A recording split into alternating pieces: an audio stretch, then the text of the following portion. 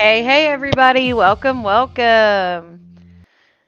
This is being slow today. What is going on? I haven't even been able to get on my phone and get the damn link. I hope you guys are having a great Tuesday. Welcome, welcome. Yes, life happens, right? If you've been around for a while, you know this is tentative schedule here. This is not my only job or the only thing I do. I have multiple jobs, multiple things I'm on call for. So yeah, it says you will be on in 0. Hey, everybody. Yes, again, it says it's tentative, but I'm here now, so what are you talking about? But if you have to go back to work, you better get back to work, honey. This will be here on the replay. I wouldn't be messing with my job, that's for sure.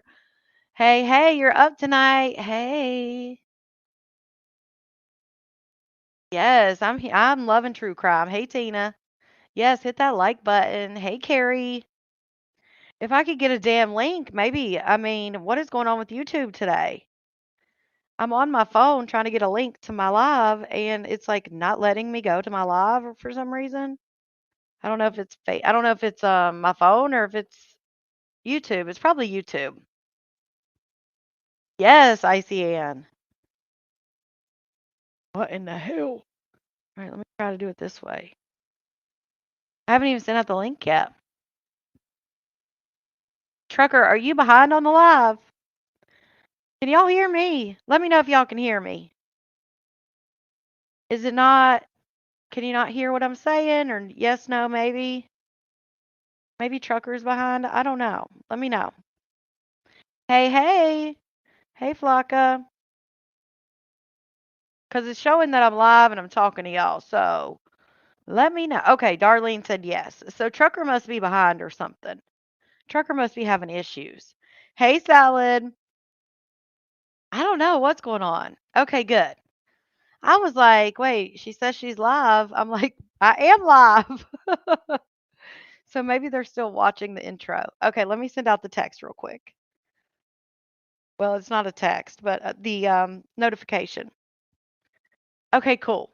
I was like, what? All right, awesome. Hey, Butterfly. Hey, Dawn. Hey, Lady D. Hey, Vicky. Hey, Shonda. Hey, PW. Hey, Jaybird. Two T's. Colette.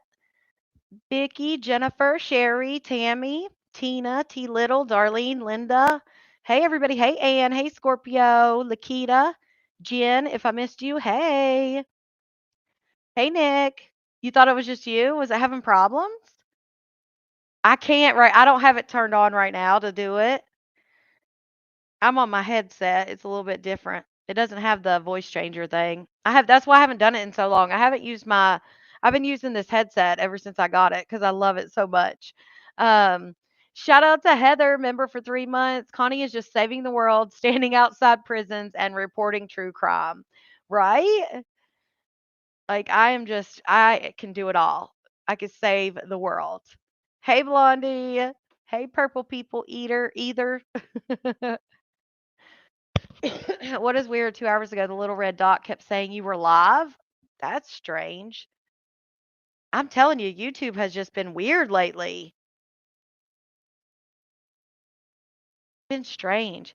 Hey, holler girl, rep in Pittsburgh. Hey, hey, hey, May. Hey, May, love. Yes, it's Scorpio season. I sure hope YouTube doesn't give me this many problems trying to get this link on Facebook. If you're over on Facebook, make your way over. There's not a link on the page yet, but there is a link on there somewhere, I think. Lord child. Usually I put one on there, but it's not letting me. Here. You guys know how we started out. If it's gonna let me, we're gonna see how this is working.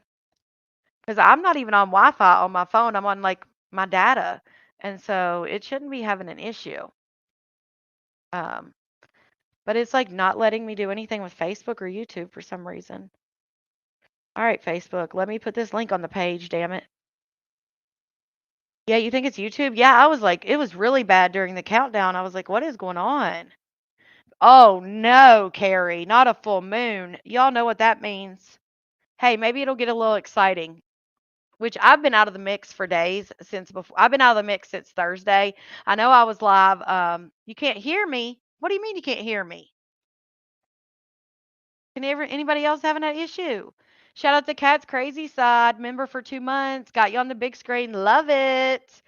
Can nobody hear me, y'all? Because it's saying that y'all can hear me. I mean, it's showing that I have audio on my end. So let me know. Because if this is how it's going to be, honey, this is going to make me mad.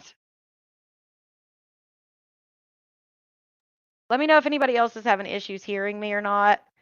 Um, I'm trying to get this link on the page, but it is okay. You can hear me. Okay, cool.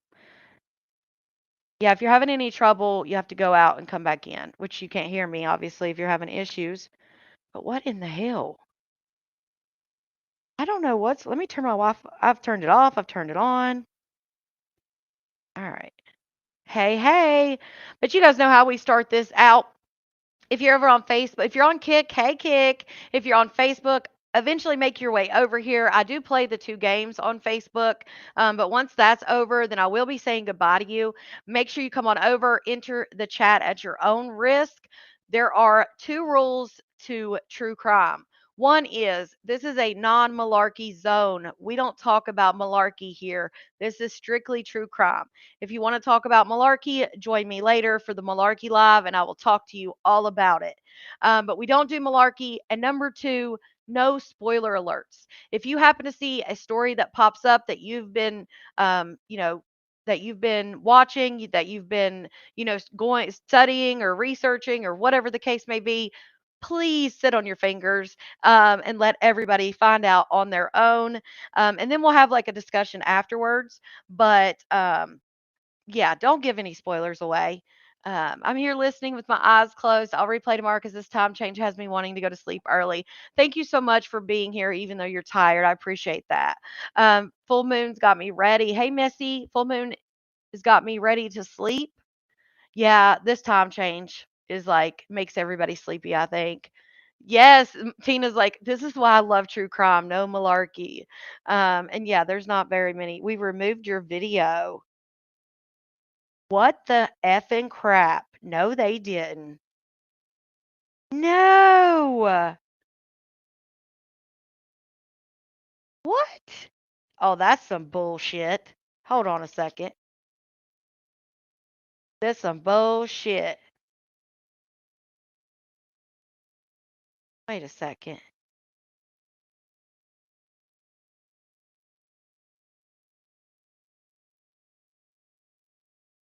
Uh-uh.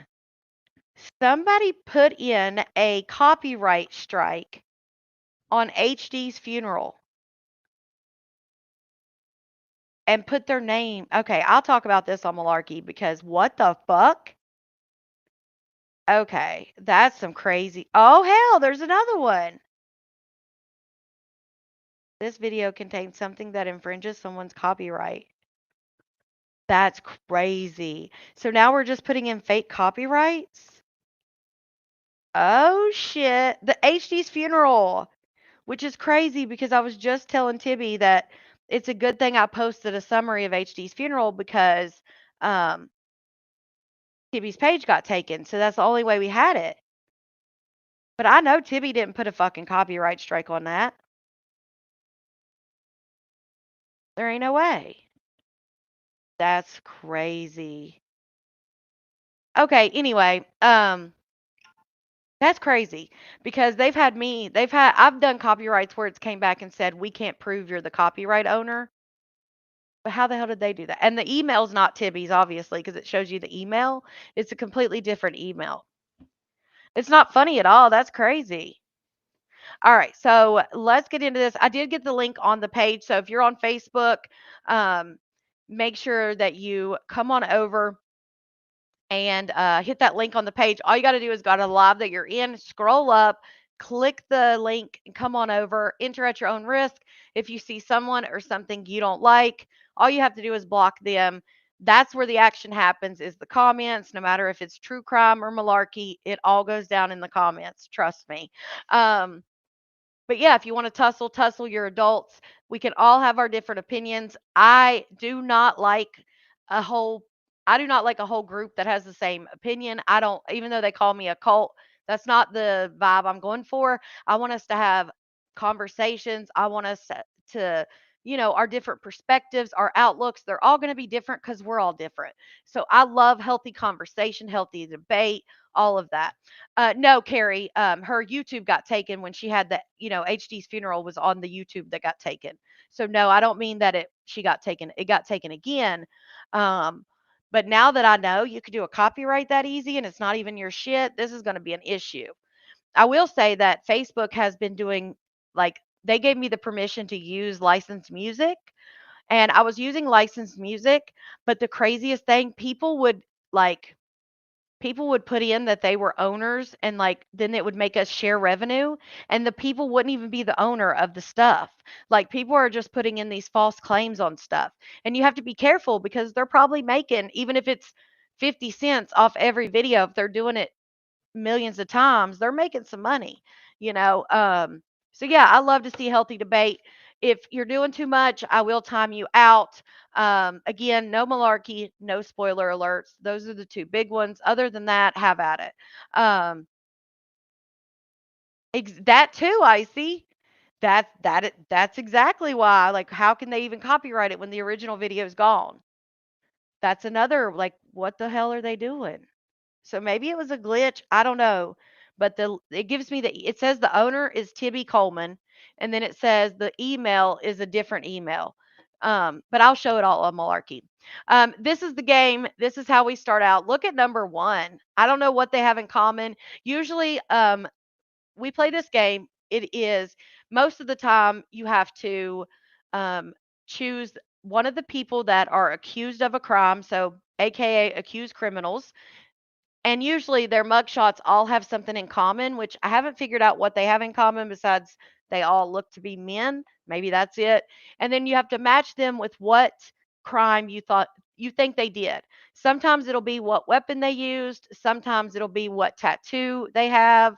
They have different ones. This one we got, so the criminals are one, two, three, four, and five because we don't have names for them. So they're just one through five. And then what they possibly could have done: number one, violating a protective order. Number two, burglary. Number three is actual cyber harassment. Number four, driving under the influence. And number five is theft. I want to know what number one did because what?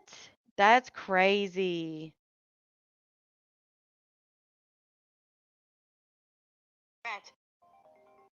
Hold on.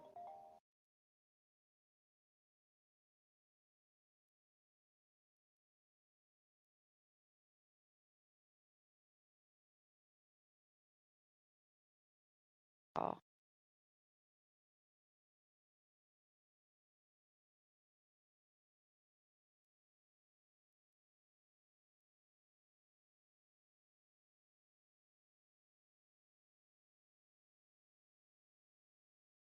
okay.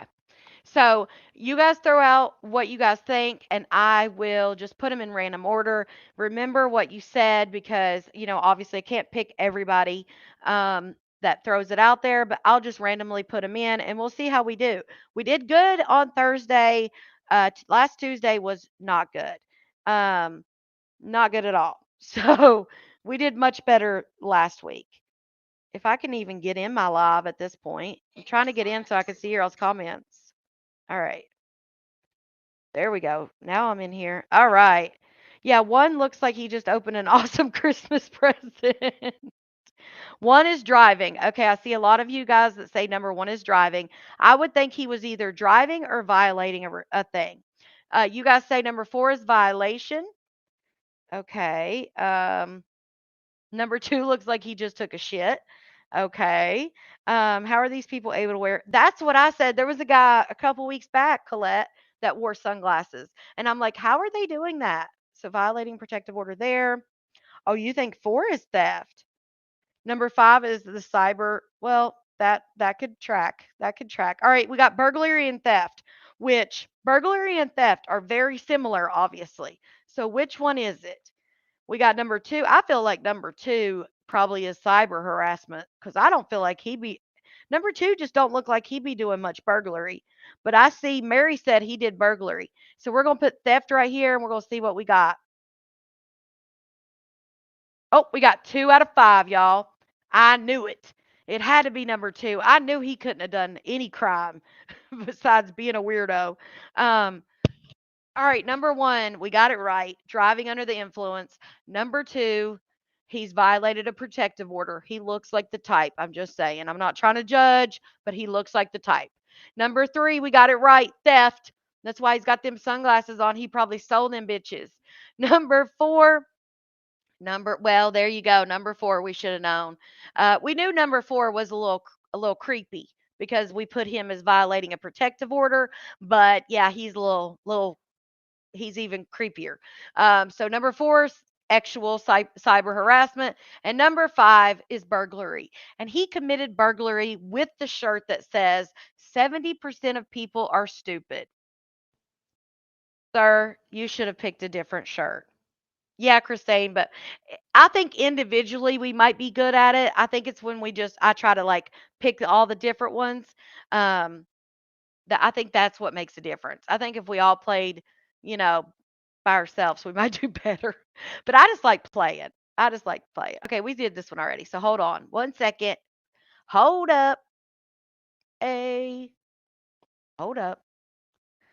Go to the last page here. The broadcaster whose name he shares. What is this? Hold on a second. What? Okay. We're gonna okay, this is a different one. Maybe we're good at this. You were just reading his shirt. Hey, say no to beggars. I do not even know why they're I don't either, Crystal. The irony, right? Hey Teresa, hope you're having a good day today. Hey Nancy. She said Colette said, nah, you're trying to be too nice, giving grace like always. We just suck. Okay, this is a different one. Okay, we have to name or we have to match, and I don't even know all their names, damn it. Somebody help me out. We got one. Oh my God, I can't even think of their names at this point. We got the broadcasters on the top and the men at the bottom. The men at the bottom are the accused criminals, and they have the same name as the others. Okay, we got Larry King in the middle. Let me see. Famous male broadcasters, because I cannot think of all their names. Um, let's see here. Is that Tom Brokaw, number 4? Brian Williams is number 5. Um, and what is the number 2? His name, number two's name is like on the tip of my tongue, and I cannot think of his damn name. Okay, so we got number 3 is Larry King. Number 4 is Tom Brokaw, I believe. Number 5 is Brian Williams. I cannot think of number 2, and he's like the only one I like watched. Anybody else know who that other guy is? Who number 1 is? Somebody tell me. Anderson Cooper. No, is that it? Yeah, Anderson Cooper. Okay, so you think number 5 is Larry King. Okay, so she thinks 5 his so what it is, their names, the criminals at the bottoms, their names will match the broadcaster. Okay, I don't know who is that Ted Gumble or something? Let me look up Ted Gumble and see if that's him because I feel like that name just rings a bell. Let's see, Ted, something like that. Ted uh, broadcaster. Greg Gumble? I thought it was Ted Gumble. Oh no, that's not him. I don't know. Let me see what y'all think. Anderson Cooper is number 4. Okay, so Anderson Cooper, number 4. Okay. And then we got 1, 2, and 3. So this is Brian Williams. What was the other guy's name? Brian Williams is this guy. So who do we think Brian Williams is? And then we've got Tom Brokaw. I think it is his name. So who's Tom and who is Brian down here? Y'all tell me. 2 is Brian. Okay. Get me back over there. Okay, 2 is Brian. All right. I still don't even know the first guy's name. You don't understand the assignment? I just told you who they were, y'all. Sandy said, "Good evening, everyone." All right, I don't know the first guy. Dang it! What is his name? It'll drive me crazy if I don't know his. Nobody knows number one what his name is. I can't even think of what he play. Is it? It's not Walter Cronkite. I don't think. All right, let's do it like this. Let's do him there and him there. Let's see how we do. It would help. Well, we got 2 out of 5 right, y'all. Looks like this guy's name's Anderson. This is Larry. This is hell Tom, and this is Brian. I still don't know who the hell the first guy's name is. Oh, we got that one right. We got the first one right, and I don't even know his damn name. George Staff. Is that who it is? Let me see. That may be right. George. His name's George. Gopolis. I can't. I mean, I could do the pictures if I could do the if I had the pictures on my phone, I could do a reverse image search. But George, how the hell you spell his last name? Tom Brokaw. Yeah, that's number. What was it? Number 4. Walter Cronkite. Stephanopoulos. Steph. I don't know. That's not him. I don't think, unless he just looked a lot different. What the hell is his name? That's not George. I don't know who that is. I'm gonna have to do after this live. It should show the name. David Gregory is his name. Snuffleupagus. Hey, I've been doxxed by Sloppy Bottomus. My whole group of people, well, actually 2 groups of people, we were all doxxed one by one by by an account called Sloppy Bottomus. So yeah, what David Gregory? Let me see his picture. David Gregory. Yep, that's who it is. David Gregory. That is number 1. What is he even on? He's American television personality and former host of NBC Sunday morning talk show Meet the Press. Well, that's why I don't watch Meet the Press. No, it's his name is number 1, you guys. His name is David Gregory. Number 1 is David. So the criminal must have been David. No, it's David. No, he did. Nah, it's not the guy who did the most wanted. No, this guy did Meet the Press on Sunday mornings. Brian Williams, wasn't he the one that got in the Me Too movement? One of them was, or was that the other guy? Let's see, Brian Williams, broadcaster. If you're on Facebook, come on over. I'm getting ready to say goodbye. No, the broadcaster Brian Williams did not. He is not deceased. He retired from MSNBC in 2021. However, a different individual named Brian Williams, who was a former college football player from Texas A&M, passed away in May of 2025 after a half marathon. Hard to play, right? When we don't know the name. I knew all the names except for one. And you look I knew that's the funniest part. I knew all the name well, I mean, we figured out all the names except for one, and the one we didn't figure out is the is one of the ones we got right. Now think about that, y'all. All right, I'm gonna say bye to Facebook. I do this game not because obviously not because we're good at it. Uh, yeah, good morning America. That's what I was gonna do, beggars. I was gonna reverse image search it, but I can't do it on my phone. Like once I would have done it afterwards because it would have drove me nuts. Um, but we clearly do not play this game because we're good at it. I play this game because true crime is triggering. It is talking about tragedy. It's talking about some of the worst days of people's lives. And I try to play this game in the beginning as an icebreaker, just as a little, before we get into the deep stuff. So yeah, I have been looking for a different game to see if we could, what game we can play. So I'm working on it. But that's just to break the ice. But as you guys always know, true crime comes with a trigger warning.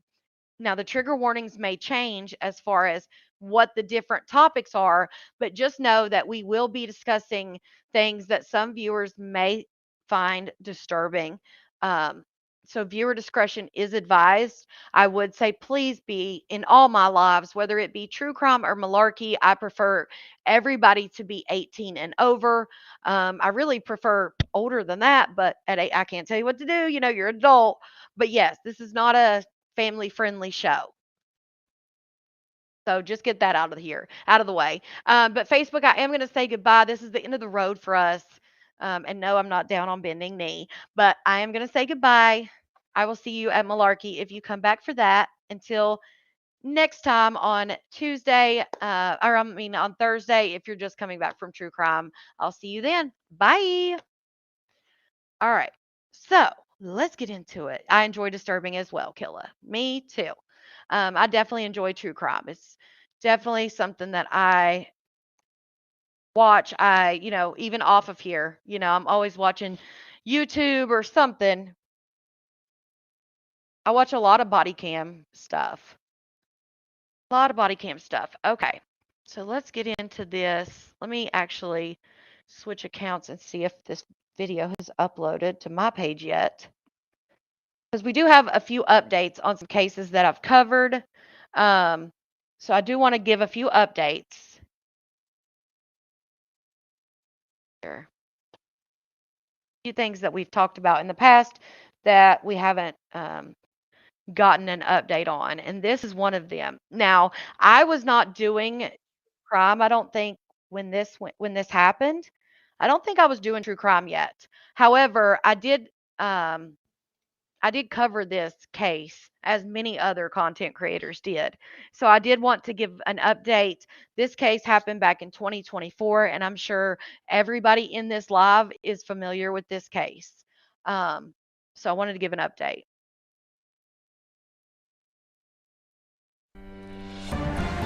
First, we begin with that breaking news. Former Sheriff Deputy Sean Grayson has been found guilty. Oh, what the hell? Of second-degree murder in the death of Sonia Massey. Back in 2024, Grayson shot and killed Massey while responding to her 911 call about a prowler. Now, Grayson says he shot Massey in self-defense, fearing she would throw a pot of boiling water at him. But prosecutors say Grayson could have left Massey's home rather than shooting and killing her. We want to show you body cam footage of that interaction, which may be disturbing to some viewers. Where you going? Away from your hot steaming water. Away from the hot steaming water? Yeah. Oh, I rebuke you in the name of Jesus. I rebuke you in the name of Jesus. I swear to God, shoot you in your face. Okay, I'm sorry. Drop the pot! All right, we want to go live to Jerika Duncan outside of the courthouse in Peoria, Illinois. Jerika, you were there when the verdict was read. What was the reaction in the courtroom? It was emotional inside that courtroom. You could see tears from both the Massey family as well as Grayson's family when that verdict was read guilty on the second-degree murder charge. Now, of course, Grayson was facing a first-degree murder charge, which could have had him in prison for the rest of his life. With this second-degree murder charge, he's facing, we're told, anywhere from 4 to 20 years behind bars. But there are things that still obviously need to be worked out at sentencing, which as of right now is January 29th of next year in Sangamon County, not here in Peoria County. But I can tell you that as I looked at Grayson's face, he was pretty stoic. He was looking straight at the judge. After the bailiffs came and they handcuffed him, he was looking for his family, or what appeared to be him looking for his family. His family had already left the courtroom, but there was clearly a moment where the judge thanks the jury, understanding that the video that they looked at twice in this trial was very graphic, very disturbing. He thanked them for their service, and everyone's. So here's the thing.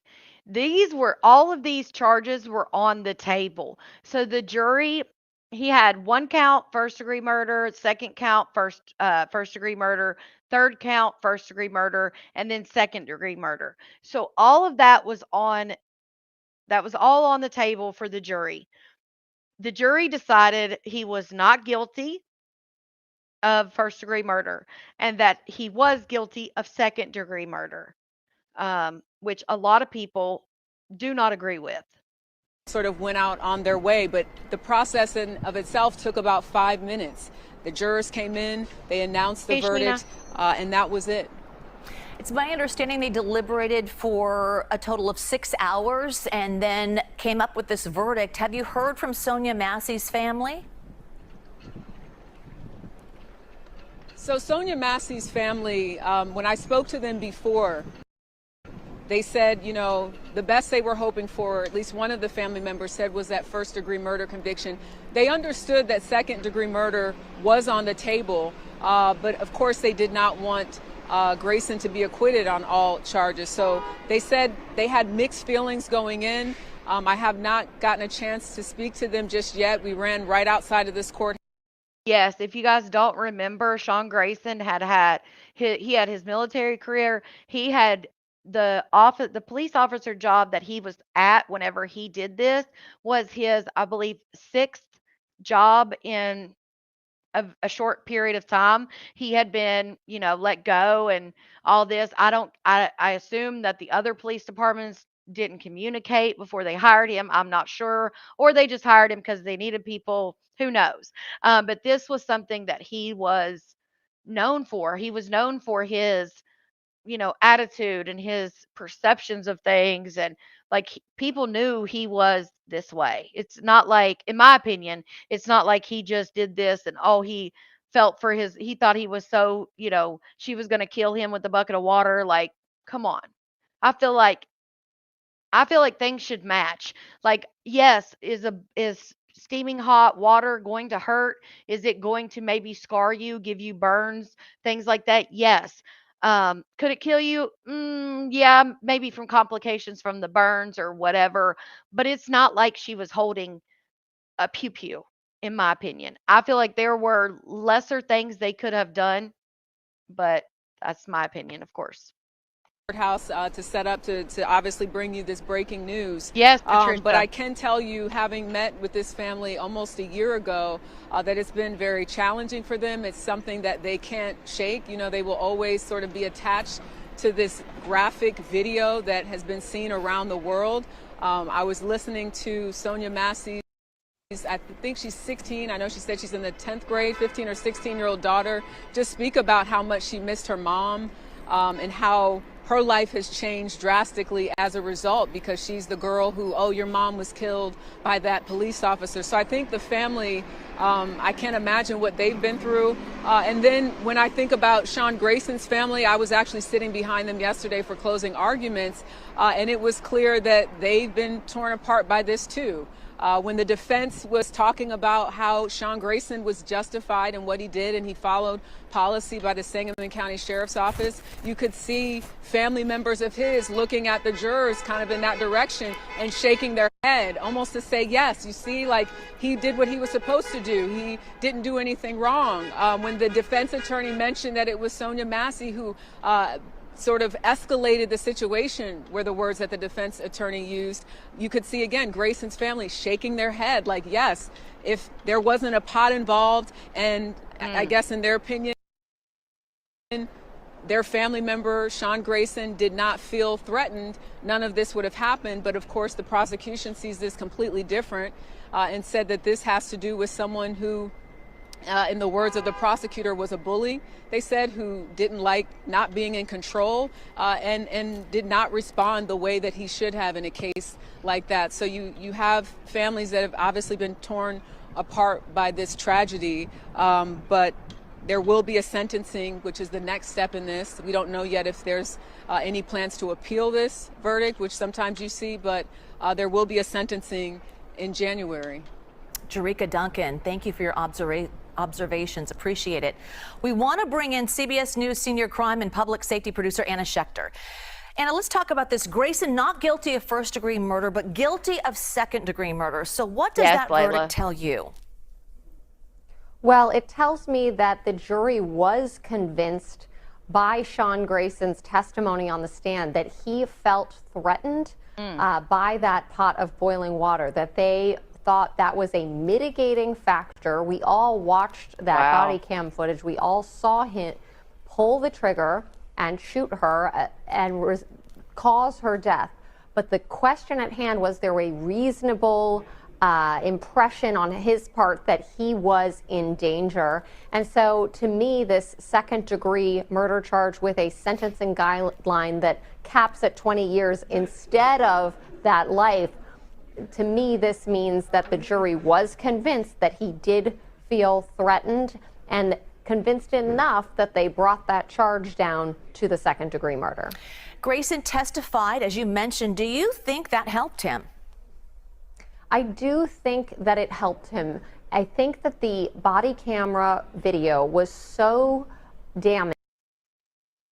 Oh, don't do it. It was actually, it shocked the entire country. That video went viral even outside of this country. It ripped apart the community. It caused new training to be implemented at the Sangamon County Sheriff's Office, a review, a bill that was signed into law in Illinois. So that was all in the prosecution's favor. So him taking the stand and testifying to his state of mind, even if he didn't do a perfect job, at one point he started talking about using a taser, and he thought that the taser darts might not get through her clothing, and that's why he fired the gun.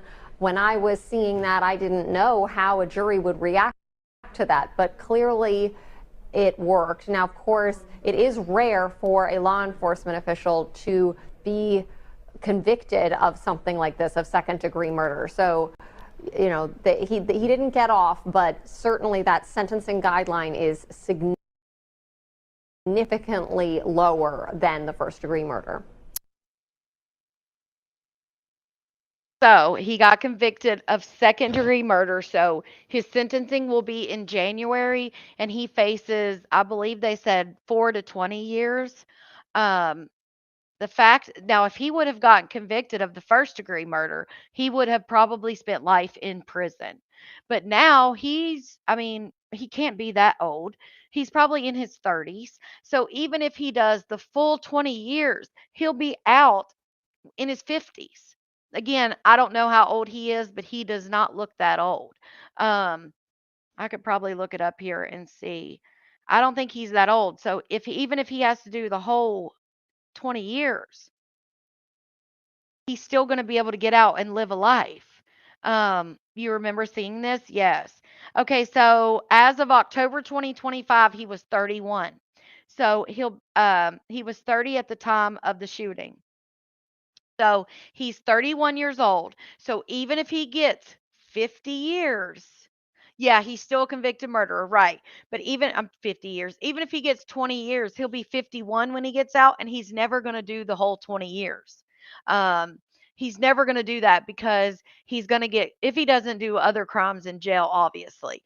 But he'll probably be in PC. He'll probably be in protective custody because he was law enforcement. He'll probably never reach general population, in my opinion. Now maybe he could, but I just don't see them putting a law enforcement agent with this high profile case in general population. I just don't. Um, yeah, FBI, and that's what I'm afraid of. I'm afraid that he is going to get 4 years. He's going to get the minimum, and that's what I'm afraid of. But again, even if he gets 20 years, he's never going to do the 20 years. He's going to do, I don't know what state. What state was this in? Do y'all remember? Um, Illinois. So I wonder, Illinois, what percentage it is of their sentence. So in Illinois, the percentage of a sentence someone must serve depends on the crime and is determined by truth in sentencing laws, which can be as low as 50% or as high as 85% for certain offenses. For example, burglary, they'd serve 50%. Um, More serious crime like armed violence, aggravated domestic battery, and predatory criminal sexual assault gets 85. So he's going to be somewhere in between 50 and 85%. He's never going to do the whole 100%, right? If he gets 4 years, yeah, I can't believe he didn't get first degree murder. I feel like what he did to Sonia Massey was first degree murder. Now he did take the stand, which is Again, that's not usually what happens, but they wanted to hear from him about how scared he was. And then he said that he did not think that from the distance he did not think if he deployed his taser that the taser would be able to do anything to her because he didn't think it could go through her clothes because she had like a robe on over her clothes. So he didn't think that the taser would be efficient. And I guess he thought if he tased her and it didn't work, then she's going to come even more full force. But let's not forget why this lady called the police in the first place. She called the police in the first place because she was scared. So you think this woman who's called the police because she's scared and thinks someone is out around her house is going to all of a sudden turn from being scared to being the aggressor? It just doesn't make sense to me, at least. Um, I just don't get that. But yeah, that was his thing. He says that he thought that it would not be enough. It would not be enough for him to. Oh, hold on. I gotta switch accounts.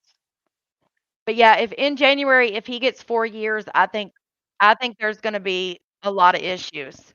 But I do want to come to this next case that we had talked about. He thought he had a taser. No, FBI, he did have a taser. But he thought that if he used his taser, that the prongs would not go through her outfit, like her robe and her pajamas or whatever. So yeah, he had a taser. He had other choices that he could have made. But this takes me over to the Emmanuel Harrow case. Baby Emmanuel's father did confess. He did confess to unaliving his child. The mother actually still is pleading not guilty. She was in court, and then he switched his plea, and now he has actually been sentenced already. So let's take a look at this. Dad who killed his 7-month-old son and then lied about it to the world, wiping away tears as a judge puts him away for more than 30 years in prison, even after his attorney asked for a lighter sentence. Whoever took our son, please give him back. I got him out of the car seat and I laid him down and so I could get his diapers ready. And somebody said, "Hola," and that's all I remember. This is a case that started with Emmanuel Harrow's parents claiming on camera. What is YouTube doing? Sorry, y'all. The 7-month-old was kidnapped. But the truth in this story, it was far darker and twisted than we could have imagined. What Emmanuel's dad's guilty plea, though, means for his mom, who is still fighting the claims that she had anything to do with her baby's death. We're on the case presented by Law and Crime. I'm Chris Stewart. So here's August. Now we do have the big question. All right, here we go. Is where is Emmanuel Harrow? That question has been asked ever since this story first broke back in August. Now we do have some new information, and I'll get to what we know about that in just a moment, now that his dad has pleaded guilty to Emmanuel's murder. This is video per KABC of Jake Harrow in court for his sentencing this week, and we could see him wiping away tears as a judge put him away for more than 30 years, maybe for the rest of his life. Right. Harrow pleaded guilty to second-degree murder in the death of his son, Emmanuel. Now, I'll talk to the reporter who spoke to Jake Harrow in jail in just a moment and hear how what he was told by Jake compared to what he admitted to in this guilty plea. That reporter was also in the courtroom for his sentencing. Now, before we get into how this case is now playing out, and it's not over when it comes to what's going to play out in the courtroom, I want to bring you back to when this story first broke and caught our attention. I got him out of the car seat and I laid him down and so I could get his diapers ready. And somebody said, "Hola," and that's all I remember. So that was Rebecca Harrow, Emmanuel's mom, speaking to television cameras with KABC back on August 14th. So she went on TV claiming that she was in the parking lot of a sporting goods store in Yucaipa, California, that's east of Los Angeles. Here's the story she told. She said that they pulled into this sporting goods store and Emmanuel her 7-month-old child needed a diaper change. So she said she put Emmanuel down, was going to change his diaper. Her back was turned to the parking lot, and all she heard was someone say, "Hola." That's all she remembered. She then says she woke up with a black eye, and Emmanuel was gone. Now, as of today, it is still unclear where she got that black eye. I know one thing we've looked at and talked about is the black eye seems to have been not as fresh as one that would have happened within the hours that she went on television, that it was a black eye likely from days, if not weeks, before she said all of this went down. Now, when that story broke, though, I mean, obviously the details of it, incredibly shocking and scary, and you had members of the community, you had nonprofits, you had police jumping into action trying to find Emmanuel. Here's Jake Haro on KABC. Whoever took our son, please give him back. So you'll notice that Jake had more tears in his eyes when he was receiving his sentence this week than he was when he was on TV lying, saying that his son was abducted. Now, law enforcement said that the Haro story, it just didn't add up. And originally they said they couldn't rule out foul play. That took this story to a whole different stratosphere. Days later, Jake and Rebecca Haro were arrested, and this case went from being about a missing persons to a criminal investigation, and it also became a search for remains. As this investigation went on, a disturbing detail came to light, and that is that Emmanuel likely died, according to law enforcement, as early as on or around August 5th. That's 9 days before his mom was on TV claiming that he had just been abducted. Now, Jake and Rebecca Haro were both originally charged with murder and filing a false police report, and Rebecca is still fighting the charges right now. She may go to trial. She's pleaded not guilty. The Riverside County District Attorney held a news conference after these two were charged, and he laid out what they think happened. Watch this. This is per News Nation. The filing in this case reflects our belief that baby Matt. Okay, so I do believe that Hood Billy as well. I think the dad put the black eye on her as well, probably after this happened. But he was already presumably had already passed whenever their whole scheme happened. And then they were, in my opinion, dumb enough, which obviously they're evil, but they were dumb enough to actually go into the store that they alleged this happened outside of and ask the store if they had cameras. They try to say there was a reason why they asked for cameras, asked for that, something they had lost or something. But they had actually like kind of scoped it out prior. But the mom, she keeps getting like continuances. And so her next court date is in January of 2026. But she is still being held, from what I see online, she's still being held in custody on a, like she could get out on a $1 million bond, but she's still there. So yeah, it's awful. Trying to see what they called it. They called it something else, the court date.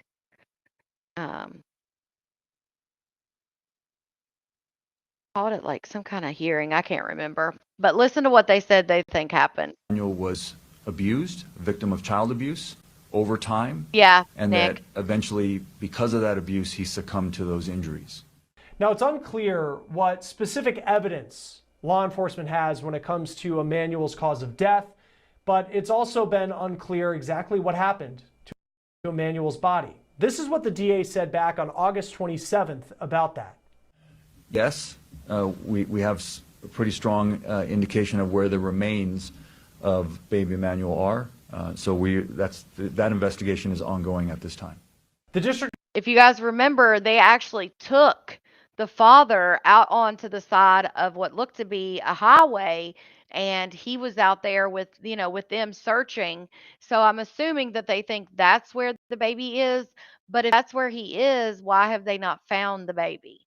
Because I don't think they would just be taking him out by the side of the road in handcuffs and orange for a field day, for a picnic. Like, I feel like they took him out there specifically because he told them that's where the body was. So I'm not sure why, if that's where he says he dumped the body, why the body isn't there.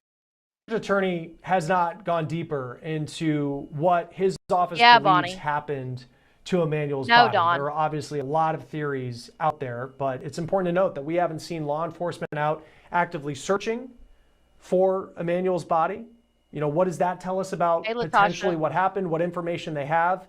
But again, they've just said they have a good idea. I'll talk with Brian Rokos of Southern California News Group about that in just a moment, about what all of that means at this point, where Emmanuel's body could be.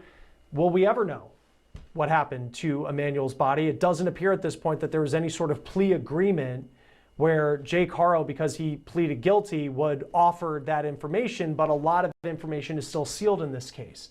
Now, even though Rebecca has There we stuck to go. her story, Here the we go. mom, her husband takes this deal, pleading guilty to second-degree murder. And not only that, he was also sentenced for a violation of probation related Oh, yeah. to a previous child abuse case involving one of his kids with a previous wife. So that separate case was, or seemed to be, concluded in 2023. Jake Haro pleaded guilty to abusing his daughter back in 2018. And to say it was abuse is putting it lightly, because this girl was left with injuries that will last a lifetime. She is still 7 years Yeah, old. true crime. She is wheelchair bound. She had a fractured skull. Wow. And for as disturbing as that case is, the judge in that case gave Haro a second chance back in 2023. Haro was sentenced to 180 days in a work release program.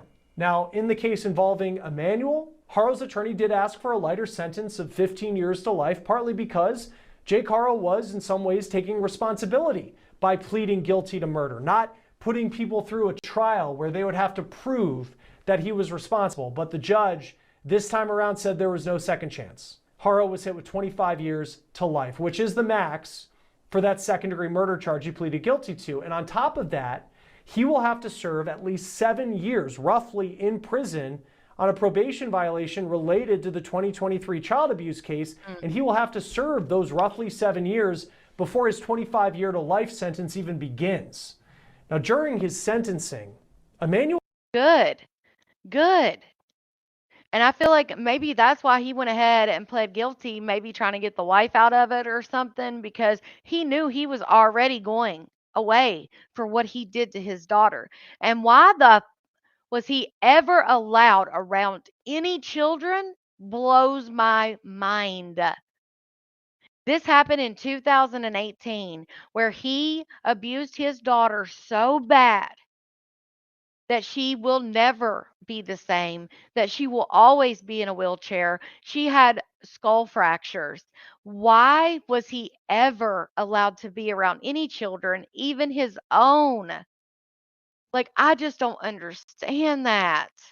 Yeah, they're calling it a status hearing, but they called it something else. And when I was listening to, when I was, going into all this stuff, but they called it something. And I was like, what is that? It must be a Cali thing. If I find it, I'll let y'all know. But it was called something like a status, but it was, I don't know, it was more than that. I had to figure it out. I had to find it. But yeah, system failed that baby. It just blows my mind. Like, I don't give a shit if it's his own flesh and blood. It's clear as day that he doesn't care if it's his own flesh and blood. In fact, we don't even see him out here abusing other kids. We see he abused his own child. So therefore, he should not be around any children, including his own. And this is why I'm like, why do women do this? And I understand you can't help who you fall in love with, and blah, maybe she didn't know, and all these things. But she had a baby with this man after him having those charges. He was clearly still going through the court process.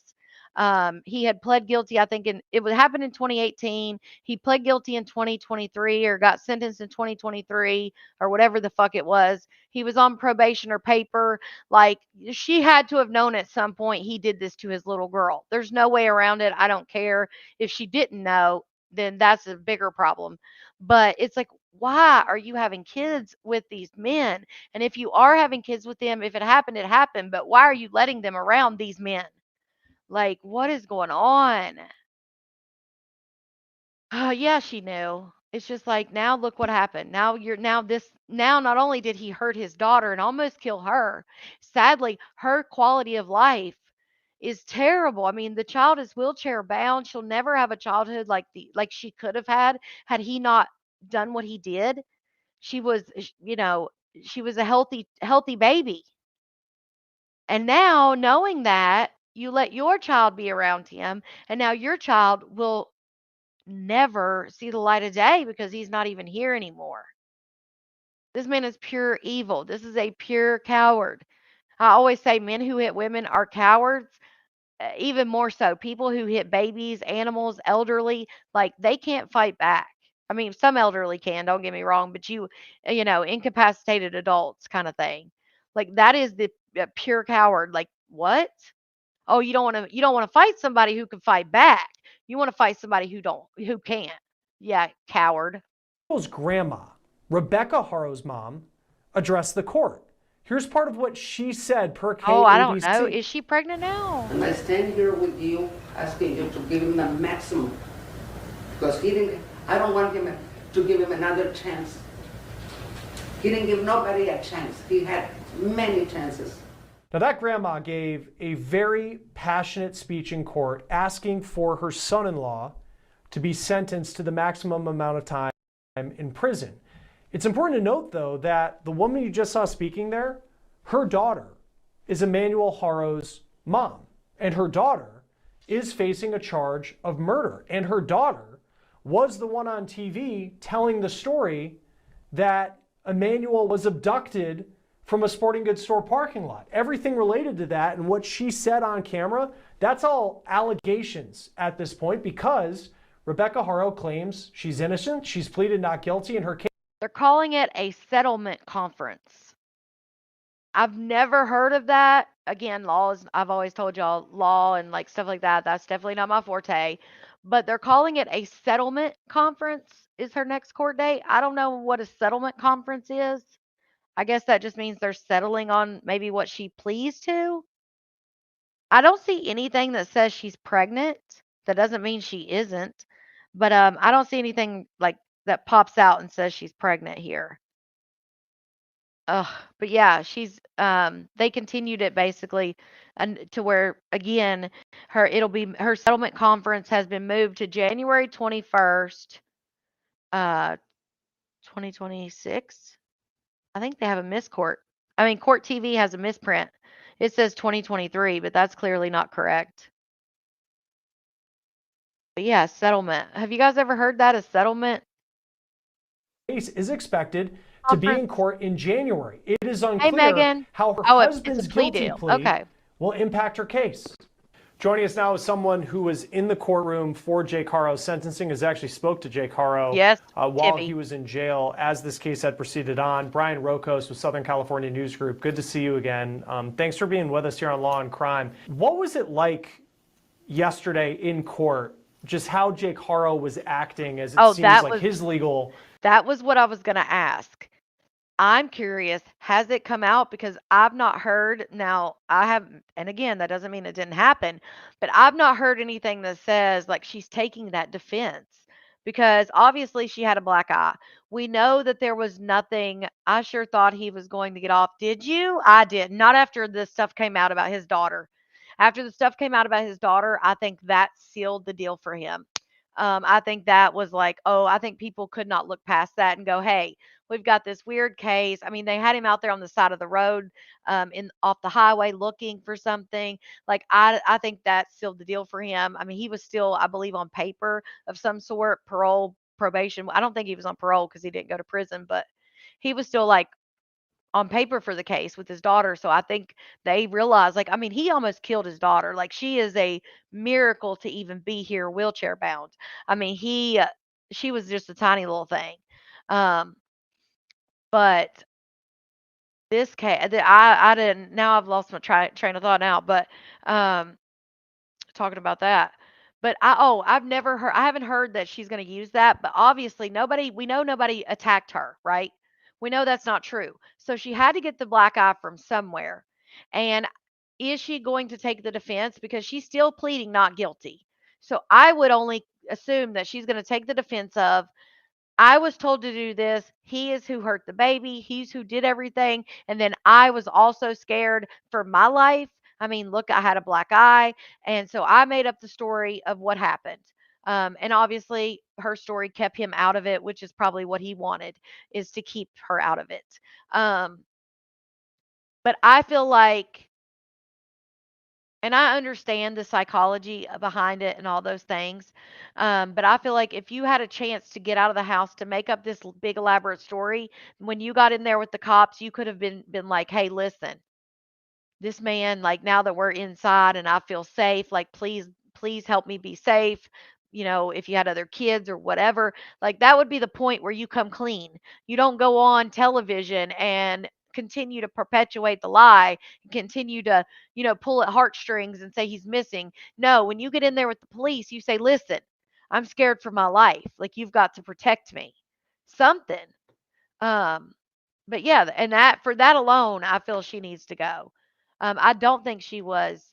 I do think there was probably some domestic violence, but I also think that she was right on there, right in there with him, doing the abuse and all the things. If not doing it, she was complicit in it, one way or the other, in my opinion, of course.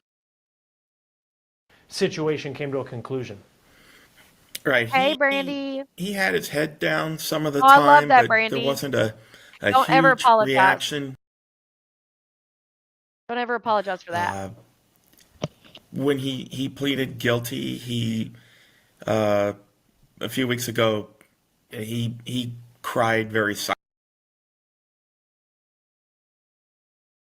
silently, and he had it looked like he was wiping tears a little bit yesterday, but there was no audible sobbing or anything like that. Why he was crying, Hey, Sandra. what he was thinking about himself, I don't know. Right, FBI. At least that. And he's the only person who will ever know that. If I remember correctly, That part, honey. said That ultimately part. he was innocent, right? When you spoke to you. him in jail, I guess how did what he That admitted Spencer. to in this plea Mm-hmm. compare to what he told you when you sat down with him, several weeks ago when he was under arrest and awaiting legal proceedings? Yeah, when we spoke, he said that Rebecca was innocent, and I said, "Well, what was your role?" And he wouldn't tell me. He wouldn't say. He wouldn't describe it at all. So that's obviously very different than what he said about Rebecca.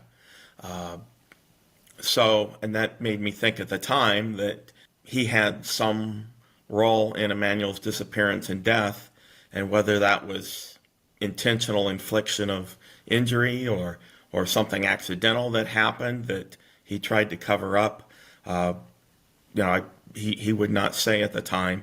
Obviously, he pleaded guilty to intentionally, if not killing the baby, intentionally inflicting harm on him.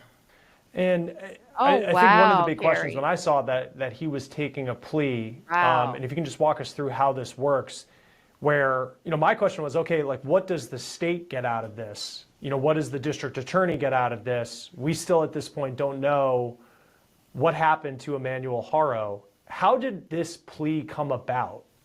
And how was it worked out to get him to plead guilty?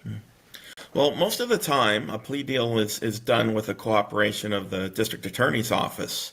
And there could be various conditions of the plea. For instance, you're going to offer information about the case.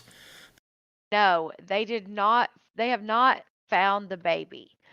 Even though we did see them take the dad off the highway and it appeared that they were looking for a body, there was no body located. And so all of this trial and everything is happening and they don't know. They don't know where the baby is. Um, but he has admitted that he did it. So, oh, I don't feel sorry for him one bit. Not at all. He's crying, in my opinion, just like others in the comments. He's crying for himself. He's not crying for that baby. He's crying because he got caught, in my opinion, and he knows that he's going to go away. Because if he was crying for that baby, he would have thought about that baby first and foremost in the front of his brain, and it would have never crossed. Like if something accidental happened, for say, in the front of his brain, he would have been trying to save that baby. He wouldn't have been thinking about, oh my God, they're going to pin this on me. We've got to hide the baby. No, that wouldn't have even been in your mind if you were thinking about the child first. So no, he's thinking of his damn self. that was previously unknown. Perhaps you would be involved in testifying against other people. But in this case, it is sad.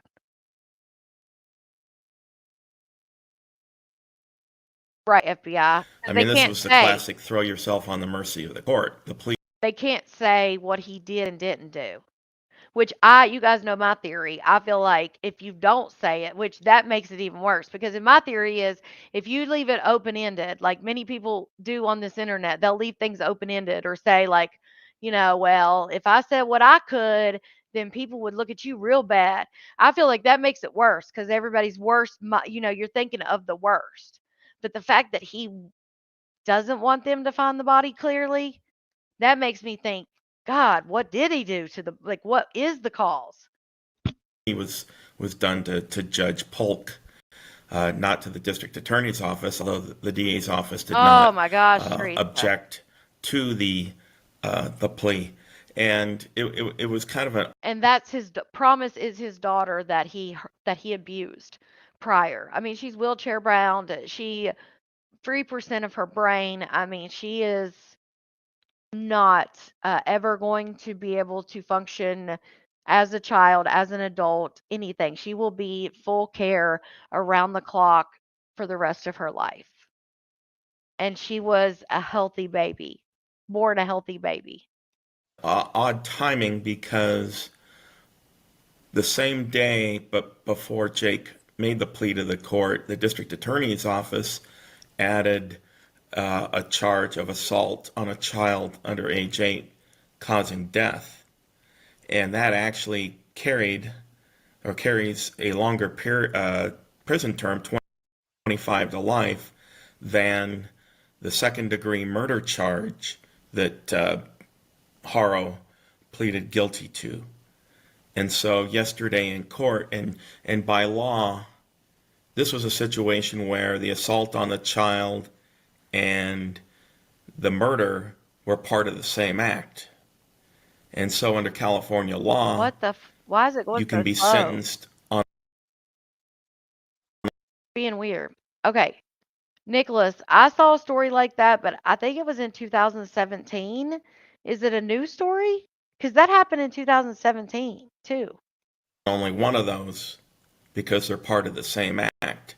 And typically, the judge will choose the charge that carries the longest prison term. So in this case, it was 25 to life for assault on a child causing death versus 15 to life for second-degree murder. And the defense argued for 15 to life, whereas the district attorney asked for the 6 year suspended sentence from the previous child cruelty case to be imposed, as well as the 25 years to life. And that's what ultimately happened. Jake got the 6 year suspended sentence for violating probation and 25 years to life. He serves the 6 years first and the 25 to life afterwards. And there were actually a couple of other cases, filing a false police report, 8 months, and a firearms conviction. That was 180 days, and those two were added on to the 6 years. So he's got about 6 years, about 7 years, 2 months that he must serve before 25 to life kicks in. But as far as I know, there were no conditions attached to the plea to the court, such as providing more information, let's say testifying against his wife. Now you actually can testify against your wife. That's what I was wondering, since they're married, if that law goes into effect where you can't testify against each other. Or your husband in domestic violence. Oh. Okay. It's being weird. Cases. But, it's speculative at this point as to whether Jake will have any kind of a role in the continued prosecution of Rebecca. Because Rebecca, she was the one who was first on television, was the one telling this story that she was assaulted in a parking lot, and that's where Emmanuel disappeared. And that is allegedly a lie, and she's facing some serious charges. But is there any indication that there's a deal in the works for her? I know she's going to be in court in January, and she's pleaded not guilty to the charges she's facing. Mm-hmm.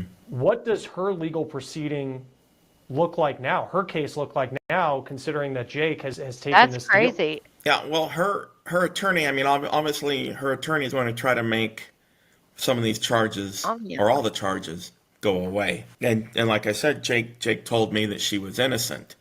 Now, it would be hard to imagine she's not innocent of filing a false police report. I mean, that seems to have fallen apart. But if she's really innocent of Emmanuel's death, then perhaps the murder charge and the assault on a child under 8 causing death go away, and that would leave a misdemeanor filing a false police report. And if I'm just talking about logically what the defense attorney would be pursuing. I'm not saying that's going to happen. I mean, it might be that the district attorney is going to really dig in on this, and that maybe they feel like they have evidence that she was just as complicit as Jake in Emmanuel's disappearance and apparent death. But in California, a misdemeanor, that's maximum 1 year in jail. Let's say that this case gets resolved in February. That's 6 months after her arrest. She's already served 6 months in jail. In California, the credit for time served is often doubled. So, I mean, let's say theoretically, she somehow makes the felonies go away. She pleads guilty to filing a false police report. She gets sentenced to a year in jail, and then she has a year of credits. I mean, she could theoretically walk out. And I don't know that this is going to happen, but I mean, that's kind of a logical path for the defense to pursue. And we learned some new dynamics of the family yesterday in court when Rebecca's mom gave a victim impact statement. Yeah, Rebecca's mom gave that impact statement because he did this to one kid, now he's doing it to another. So it says in Cali, so it's called the spousal privilege. Now, it's a little different in Cali than it is in other states, which all states are a little different. In Cali, which I think this was the Haro case, I don't think was in Cali. Let's see. Haro case, was it Illinois? I don't know. Let me see. Maybe it was Cali.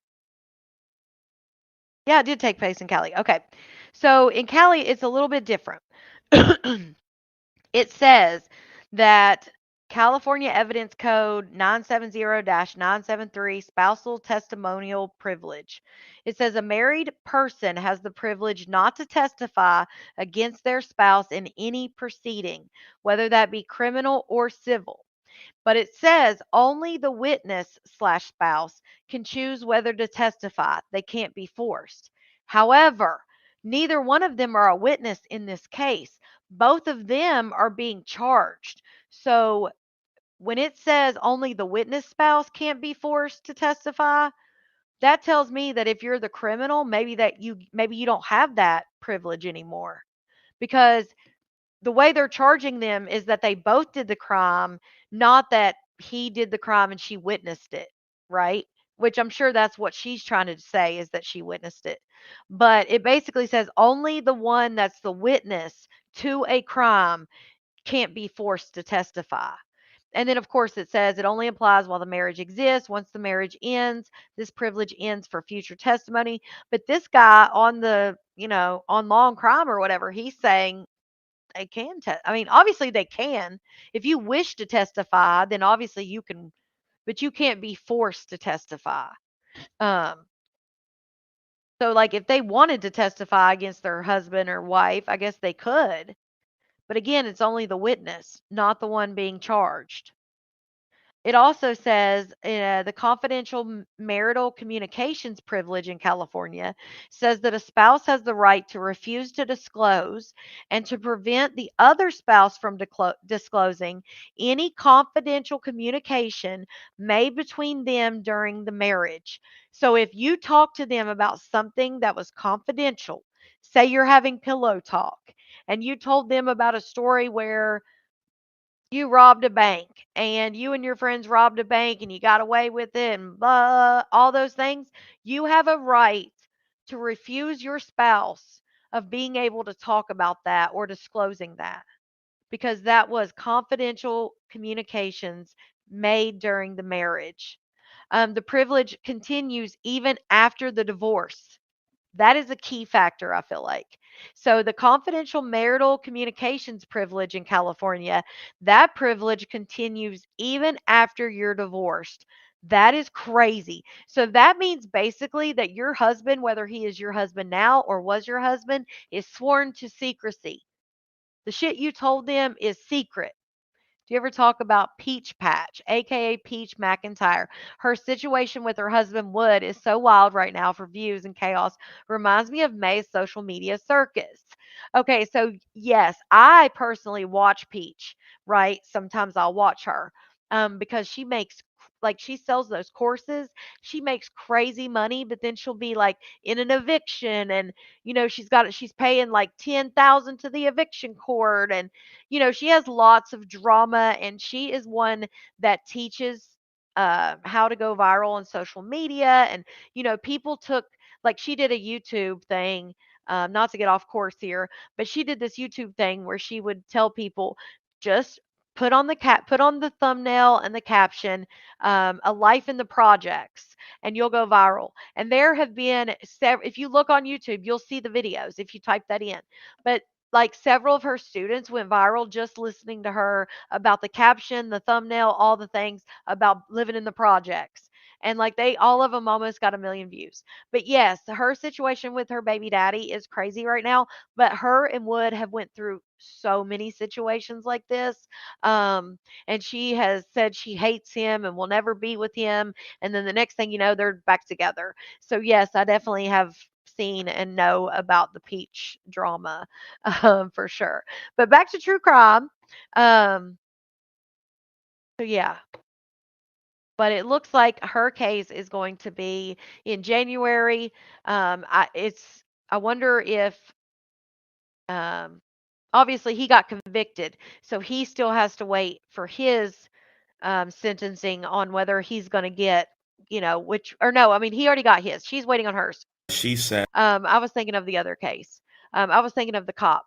So he's already got his, but he has to spend the 6, 7 years for the case against his daughter now before he can even start his 25 to life.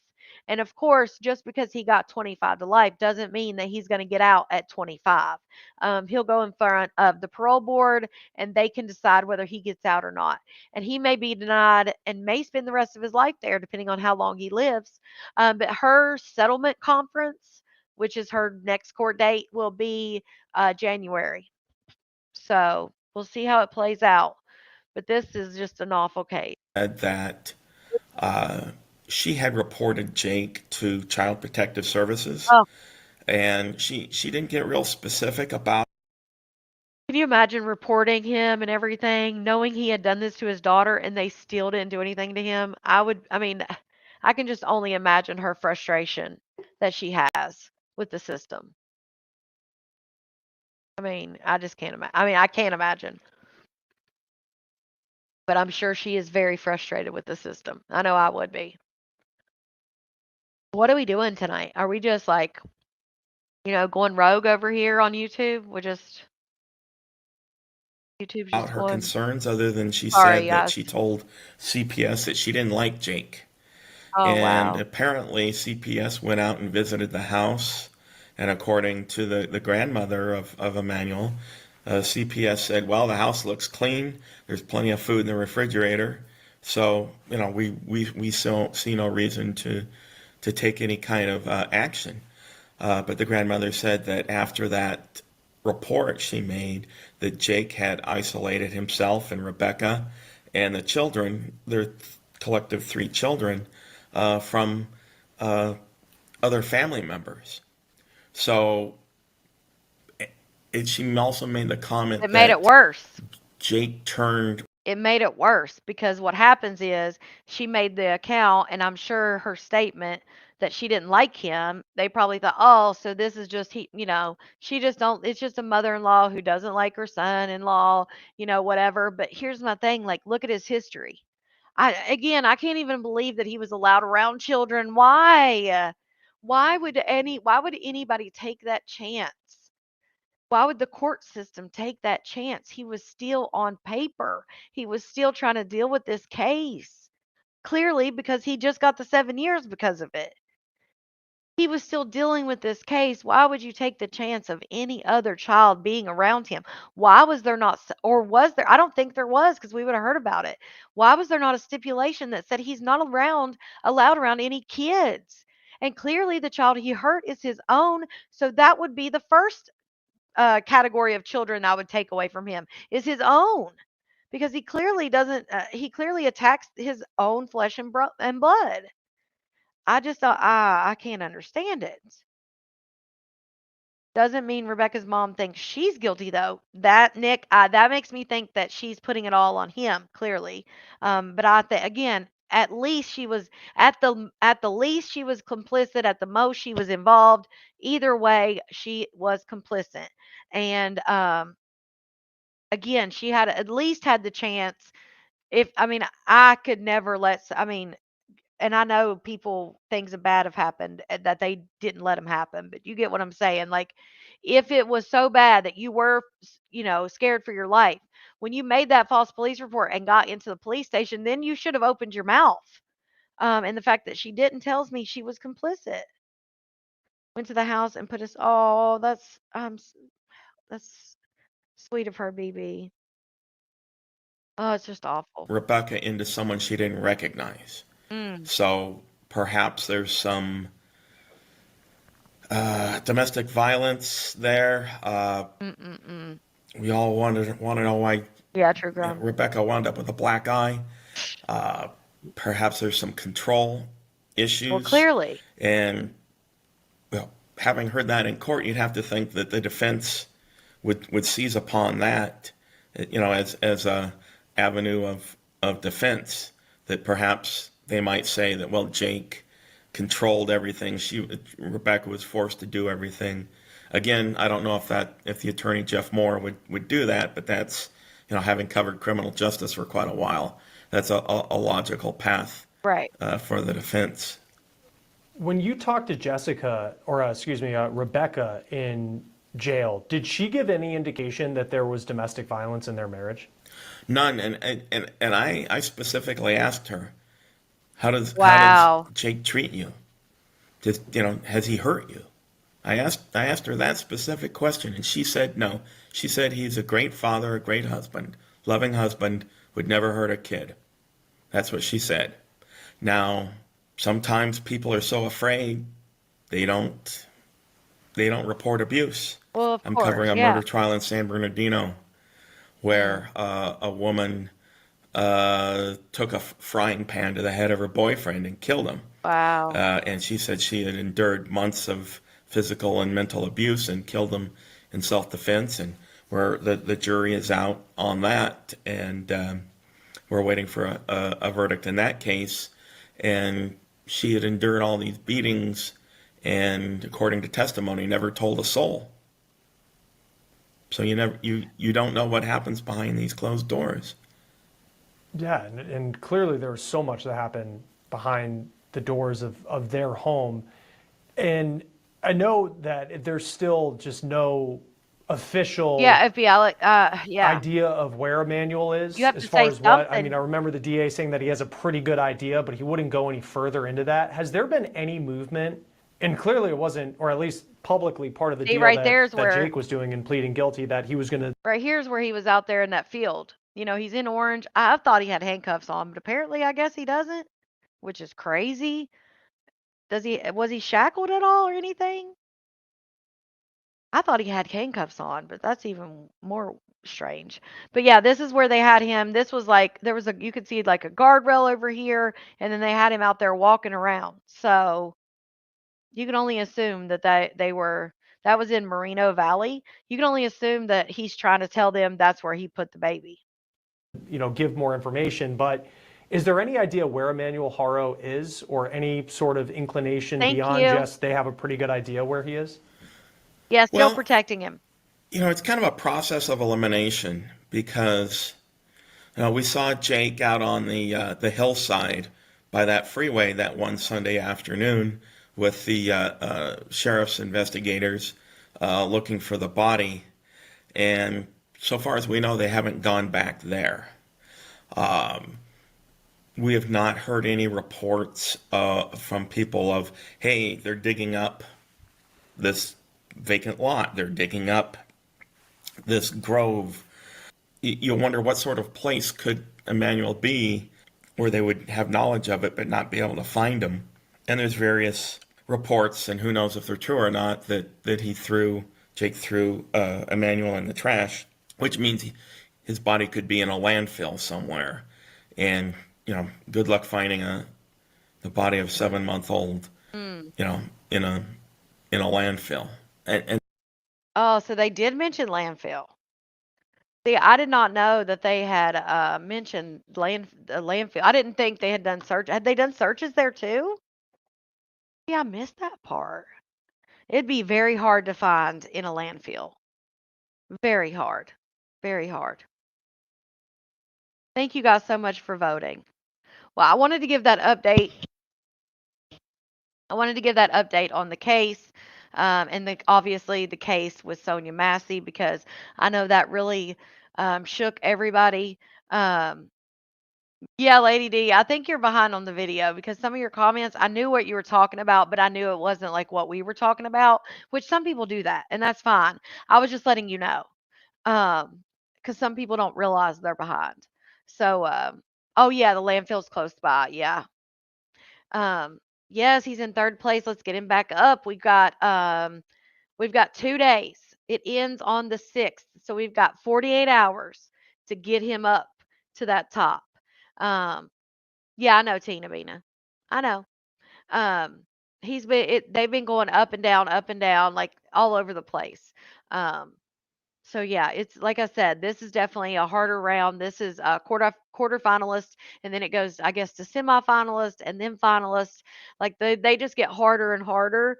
So yeah, let's give it all we got, honey. Yeah, Tina Bina, it disturbed a lot of people's soul. And so I wanted to give that update because when I saw that he finally, because it's been a year, that happened back in 2024. So when I saw that he had finally been, you know, found guilty of something, I wanted to be able to share that with you guys because I know I had been waiting on that update. And then, of course, this case is just something that we covered that was just so sad. But yeah, so I'm going to end it here. I will be back. Um, See you Thursday. I was going to say see you next Tuesday. See you Thursday for another episode of True Crime. And I hope that I have not seen the update. What's the update, FBI? Let us know. FBI is saying, have I seen the update? This is AJ, who, if you guys watched the true crime documentary that I talked about, The Perfect Neighbor, where it was about, obviously the lady was an older white lady who was clearly racist, in my opinion. And it was a tragedy. If you haven't seen it, I don't want to ruin it for you. But what's the update? Shout out to Nicholas for that super chat or super sticker chicker super sticker. Thank you, Nicholas.